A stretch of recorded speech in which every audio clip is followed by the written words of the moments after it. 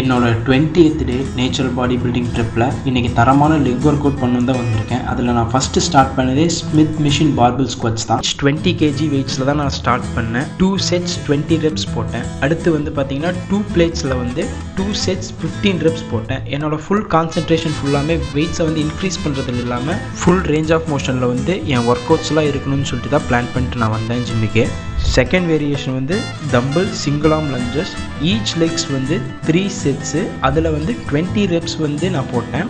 இதில் வந்து பார்த்தீங்கன்னா மெயினான ஒரு மோட்டிவே வந்து நம்ம எந்த லெக்கு வந்து கிரவுண்டில் வச்சுருக்கோமோ அந்த லெக்கு வந்து ஃபுல் கான்சன்ட்ரேஷன் பண்ணுற மாதிரி இருக்கும். ஃபஸ்ட்டே சொன்ன மாதிரி வந்து ஹெவி வெயிட்ஸை வந்து இன்றைக்கி லிஃப்ட் பண்ணணுன்னு ஒரு மைண்ட் செட்லேயே வரல. கம்மியான வெயிட்ஸை வந்து நான் லிஃப்ட் பண்ணாலும் ப்ராப்பர் ரேஞ்ச் ஆஃப் மோஷனில் வந்து லிஃப்ட் பண்ணணும்னு சொல்லி தான் வந்து நான் இன்றைக்கி ஜிம்முக்கே நுழைஞ்சேன்.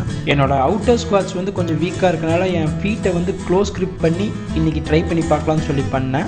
ஓரளவுக்கு பெட்டராக தான் இருந்துச்சு பம்பெல்லாம். நெக்ஸ்ட்டு என்னோடய 4th variation Romanian dead lift RDL. அதை வந்து நான் பார்பலை யூஸ் பண்ணி பண்ணேன். இந்த பார்பலை யூஸ் பண்ணி பண்ணதை வந்து பார்த்தீங்கன்னா 3 sets 15 reps நான் வந்து பண்ணேன். எனக்கு ஃபார்ம் வந்து கரெக்டாக வரல.